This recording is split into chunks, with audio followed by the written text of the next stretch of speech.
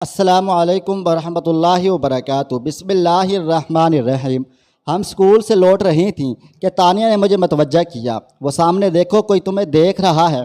क्या बकवास है, देख रहा है तो देखने दो। लड़के हम लड़कियों को देखते ही हैं, अब उनकी आंखों पर पट्टी तो नहीं बांध सकते। अरे भाई, वो ऐसे देख रहा है जैसे तुम्हें जानता हो। क्या तुम इसको जानती हो?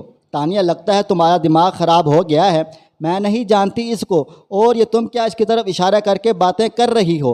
अपना हाथ नीचे करो, वो यही समझेगा हम उसकी बात कर रहे हैं। मुझे अपने दोस्त की हमाकत पर गुस्सा आने लगा। इतने में मेरा स्टॉप आ गया और मैं उतरकर घर की तरफ चल दी। देखा तो वही लड़का स्टॉप पर मौजूद था और मुझे देखी जा रहा था। तभी परेशान हो गई। तानिया ने ठीक कहा था, शायद वो मुझे जानता था। तेज़ तेज़ चलती घर को दौड़ी। सूरज सर पर आ चुका था। गर्मी और पसीने से बुरा हाल था। तमाम दिन परेशान रही, कहीं कल भी ये स्टॉप पर आना मौजूद हो। शुक्र है कि वो फिर नज़र ना आया और मैं उसे भूल गई। इस वाक़े के 15 रोज़ बाद एक दिन मैं स्कूल बस से स्टॉप पर उतरी थी कि सामने वो खड़ा नज़र आ गया। मेरे पैर तले से ज़मीन निकल गई। जाने ये इत्तेफाक था या उसने मेरा रास्ता ताक लिया था। दिल धड़कने लगा। मैट्रिक की तालबा थी, कभी किसी लड़के से बात ना की थी। घर आकर शुक्र किया कि मेरे पीछे नहीं आया। कुछ देर तक उसी के बारे में सोचा, फिर काम काज में मसरूफ़ हो गई। अगले रोज़ मैं और तानिया इकट्ठे स्कूल जाने को निकली तो वो स्टॉप पर खड़ा था। ये तुम्हारे गांव का ही है, मुझे मेरे कज़न ने बताया है। साथ वाले घर में मेहमान ठहरा हुआ है। अच्छा, इसकी मालूमात पर मुझे हैरत हुई। क्या तुम अपने गांव के लड़कों को नहीं जानती? भाई, मैं अपने गांव की लड़कियों को नहीं जानती तो लड़कों को क्या जानती होंगी? भाड़ में जाएं, किसी दिन वापस गांव चला जाएगा। मैंने बात को ख़त्म करना चाहिए। अब जब तानिया के घर से को जाने को निकलती, वो रास्ते में नज़र आ जाता। सोचती, जाने ये क्या चाहता है, जाने कब गांव जाएगा। मुझे इसको देखकर खामखा उलझन होने लगी थी। यह बुध का दिन था। मैं फुप्पी के घर जाने को निकली थी कि वो मोड़ से अचानक नमूदार हो गया।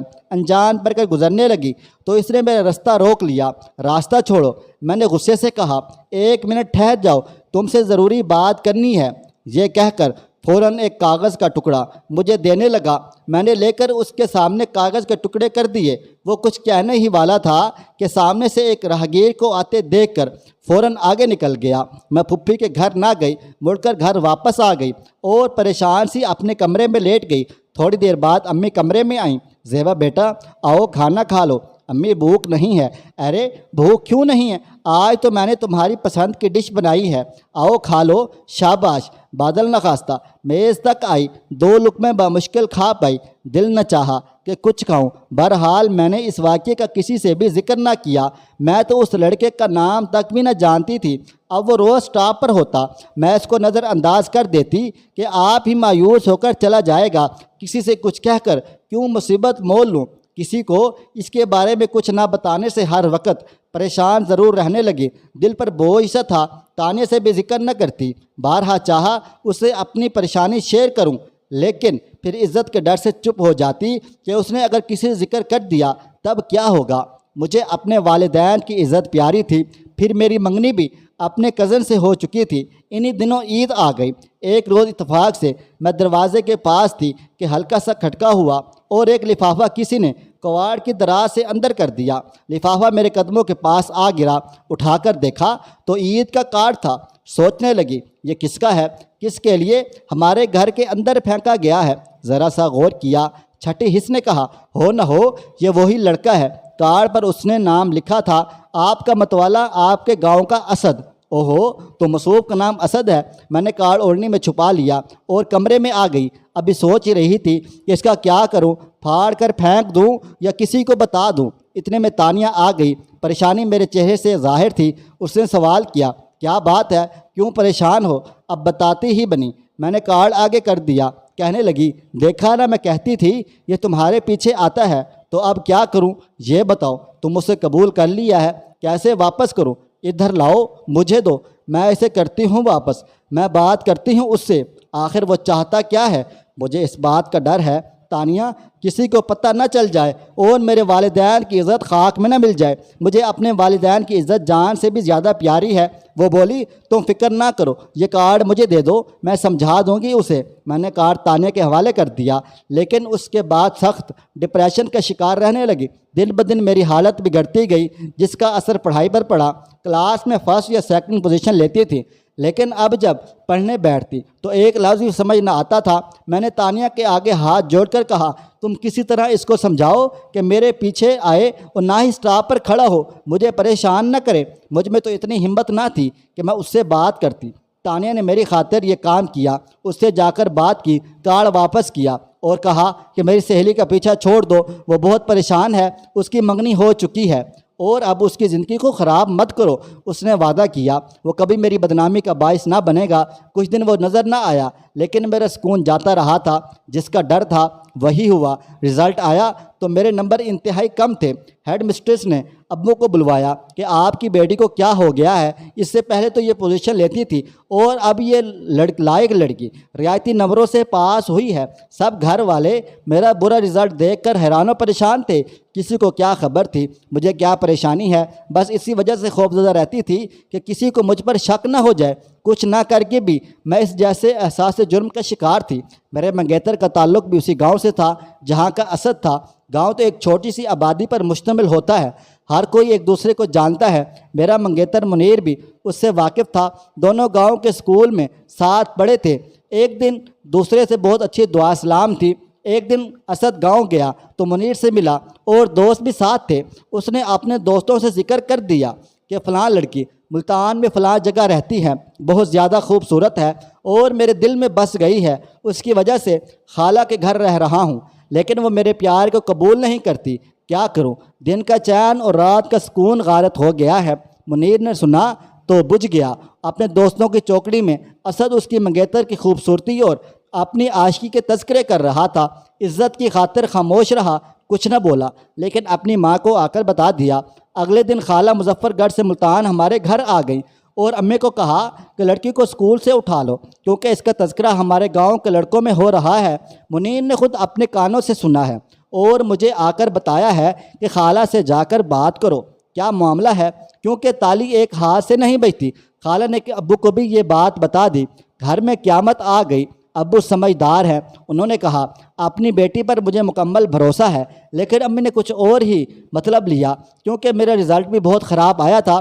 امی نے کہا اچھا اس لیے کیوں پڑھائی میں پیچھے ہو گئی ہے؟ یہ اب دوسری باتوں کی طرف دھیان لگائے ہوئے ہے۔ ابو کہنے لگے چپ ہو جاؤ، اس کا کوئی قصور نہیں ہے، قصور میرا ہے، اس کو اسکول داخل کروایا، اس لیے تو ہم لڑکیوں کو اسکول بھیجنے سے گریز کرتے ہیں۔ لڑکیاں بے شک خود اچھی ہوں، زمانہ تو اچھا نہیں ہے، ارد گرد آوارہ مزاج لوگ پھرتے ہیں، ان کا کیا کریں؟ اپنی عزت عزیز ہے تو بس اب اس کو اسکول سے ہٹا لو۔ ابو اسد کے گھرانے کو جانتے تھے، وہ ان کے والد سے بات کرنے گاؤں جانے لگے، لیکن جھگڑے کے ڈر سے امی نے بات کرنے سے روک دیا کہ آپ نہ جائیں، میں خود جا کر بات کرتی ہوں۔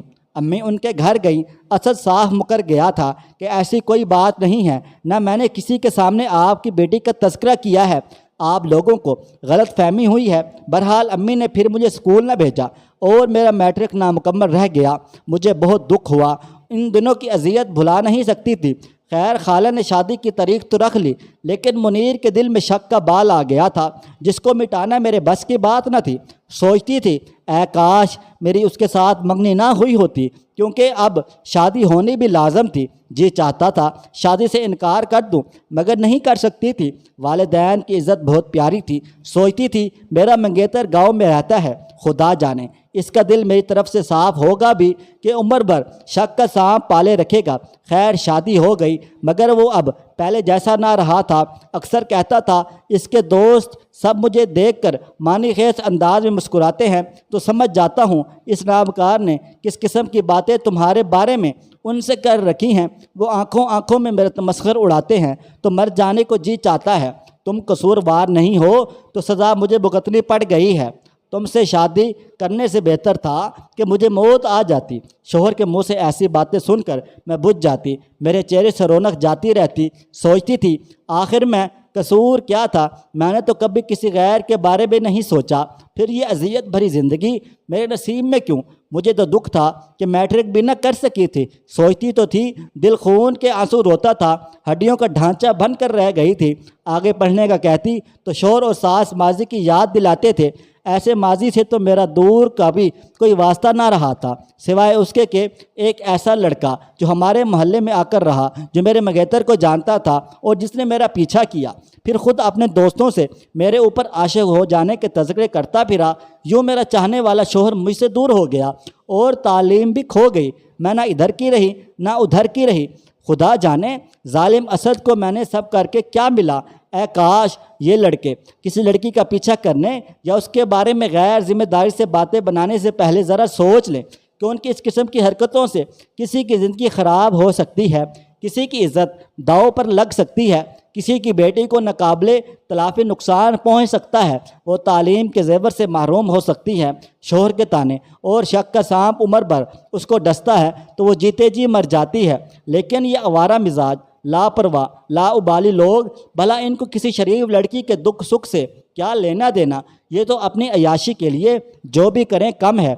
आज ऐसे शक ने मेरी ज़िंदगी तबाह कर दी। न मेरा माजी दागदार था, न मैंने किसी से आशिकी की, कोई गलती न की, लेकिन सज़ा मुझे मिली कि आज मेरे शोहर ने मुझे गलत समझा और मेरी ज़िंदगी तबाह हो गई क्योंकि उसने दूसरी शादी कर ली। मैं ख़ुद को कैसे सच्चा साबित करूं? शादी की पहली रात ही मेरी बर्बादी शुरू हुई क्योंकि पहली रात ही उसने अपने दोस्तों की बातों को दिमाग पर सवाल कर रखा था और वही जहालत के बेड पर बिछी सफ़ेद चादर पर खून का दाग क्यों नहीं लगा। मैंने बहुत सफाइयाँ दी, कस्में खाईं कि मुझे आज तक किसी गैर ने नहीं छुआ, लेकिन वो बार बार मुझे असद की बातें बताता था। फिर यूँ हो ये कि शादी की रात से बर्बादी जो शुरू हुई, आज 20 साल हो गए हैं, मुझे औलाद भी न हुई और मेरी सौतन के 2 बेटे हैं। अब उस घर में नौकरों की तरह रह रही हूँ। असद की गई बातों ने मेरे शोहर को मुझसे दूर कर दिया है और सब रिश्तेदारों की नज़र में मुझे गुनाहगार बना दिया है। कभी अब मुझे अजीब नज़रों से देखते हैं। अब जीने की कोई ख्वाहिश बाकी नहीं है। बस एक सवाल है कि आखिर मेरी क्या गलती थी जो सज़ा मिले? आपको क्या लगता है मेरी क्या गलती है? दूसरी जानब असद ने शादी कर ली और वो हंसी खुशी जी रहा है। दिल में आता है किसी दिन जाकर उसकी बीवी से कह दूं मेरा इसका नाजायज़ ताल्लुक़ था ताकि उसका घर भी बर्बाद हो, उसे भी मेरी तरह सज़ा मिले। लेकिन फिर मैं ये अपने अल्लाह पर छोड़ती हूँ कि उसका हिसाब इस दुनिया में नहीं बल्कि अगली दुनिया में लूँगी, जहाँ इंसाफ भी मिलेगा और सज़ा भी, वो जिसकी माफ़ी नहीं। मुझे लड़कों से ये जानना है कि इस तरह दोस्तों में किसी लड़की के बारे में बेबुनियाद बातें करके आपको क्या मिलता है? दोस्तों, इस बारे में आप क्या कहेंगे? अपनी राय कमेंट बॉक्स में ज़रूर दें। दोस्तों, वीडियो पसंद आई है तो इस वीडियो को लाइक करें, शेयर करें। अगर आपने अभी तक मेरा चैनल को सब्सक्राइब नहीं किया तो अभी के अभी सब्सक्राइब कर लें। साथ में बेल आइकन को भी ज़रूर प्रेस कर लीजिएगा ताकि नई अपलोड होने वाली हमारी वीडियोज़ का नोटिफिकेशन आपको बर वक्त मिलता रहे। मुझे अगली वीडियो तक इजाज़त दें। अल्लाह हाफिज़।